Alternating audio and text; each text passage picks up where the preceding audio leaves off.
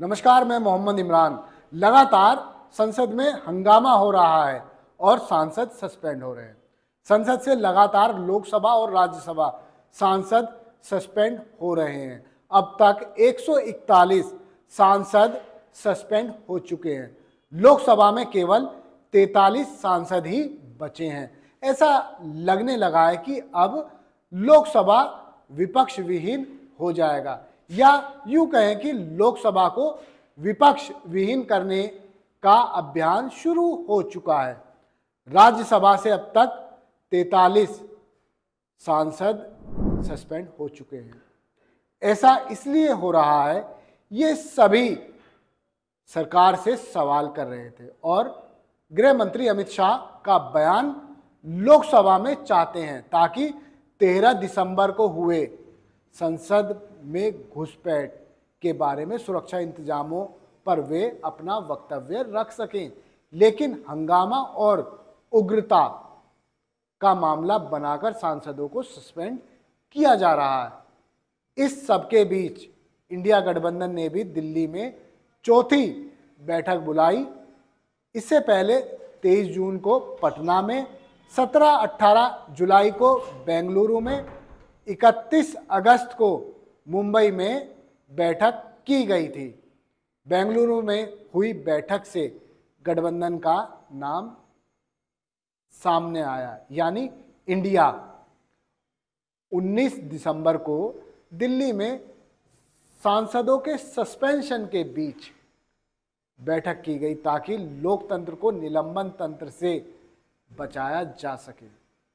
बैठक से अहम बात सामने आई कि कांग्रेस अध्यक्ष मल्लिकार्जुन खड़गे को प्रधानमंत्री बनाने का प्रस्ताव पश्चिम बंगाल की मुख्यमंत्री ममता बनर्जी ने रखा है और उनका समर्थन दिल्ली के मुख्यमंत्री अरविंद केजरीवाल ने भी किया है। मगर मल्लिकार्जुन खड़गे खुद को इससे बाहर करते हुए कहते हैं कि पहले जीतना जरूरी है। अब समझाते हैं कि मल्लिकार्जुन खड़गे की पीएम चेहरा बनाने के पीछे की केमिस्ट्री। दरअसल खड़गे दलित समाज से आते हैं। भाजपा भी दलितों को एक साथ जोड़ने में कोई कसर नहीं छोड़ रही। इसके अलावा जब भी राहुल गांधी का नाम जनता के बीच जाता है तो पीएम मोदी के सामने वो काफी छोटा दिखाई देता है। भाजपा सोशल मीडिया पर राहुल गांधी की छवि पर सीधे अटैक करती है।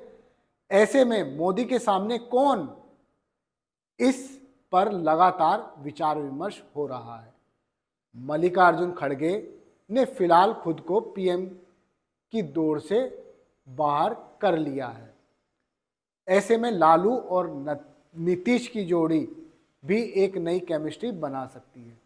लालू यादव चाहते हैं कि इंडिया गठबंधन का संयोजक नीतीश कुमार को बना दिया जाए, क्योंकि संयोजक गैर कांग्रेसी होना चाहिए। इस सबके बीच एक सवाल यह है कि सीट बंटवारे पर क्या होगा और कैसे होगा। सीट बंटवारा लगातार विवादों का एक मसला बना हुआ है। लगातार तरह तरह की चर्चाएं हो रही हैं। ऐसे में सूत्र बताते हैं कि जो पार्टी जिस क्षेत्र में अच्छा वर्चस्व रखती है उसको सीट बंटवारे में प्राथमिकता दी जाएगी।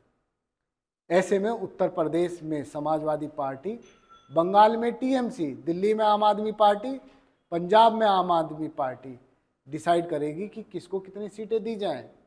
इंडिया गठबंधन लोकसभा चुनाव तक मजबूती से चलेगा या नहीं कहना मुश्किल है, लेकिन सभी पार्टियों की अपनी अपनी आकांक्षाएं हैं और उम्मीदें हैं। सीट बंटवारा किस फॉर्मूले से किया जाए, यह नीतीश कुमार ने कहा है।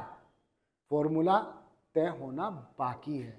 देखा होगा कि जिस वक्त मध्य प्रदेश, राजस्थान और छत्तीसगढ़ के साथ साथ तेलंगाना में चुनाव चल रहे थे, उस दौरान कांग्रेस और समाजवादी पार्टी के बीच जुबानी जंग शुरू हो गई थी। लगने लगा था कि अब इंडिया गठबंधन टूट जाएगा, मतभेद बढ़ गए हैं। लेकिन इंडिया गठबंधन की बैठक में अखिलेश यादव खुद मौजूद रहे।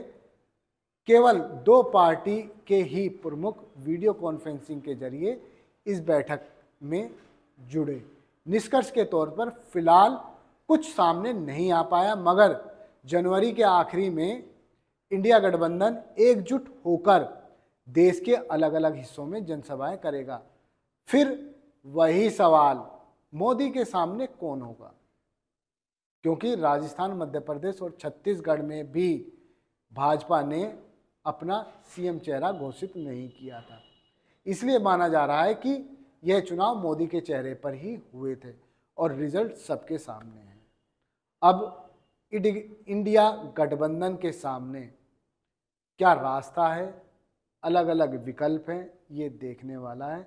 राजनीतिक पंडित कहते हैं कि यदि गठबंधन को मजबूत रखना है तो एक दूसरे की भावनाओं, एक दूसरे की उम्मीदों का ख्याल रखना बहुत जरूरी है।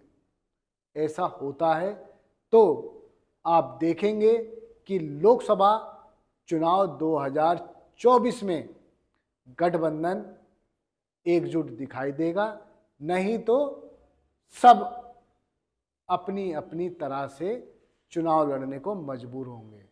धन्यवाद। आप देखते रहिए जय हिंद जनाब। चैनल को लाइक और सब्सक्राइब करना ना भूलें। जय हिंद।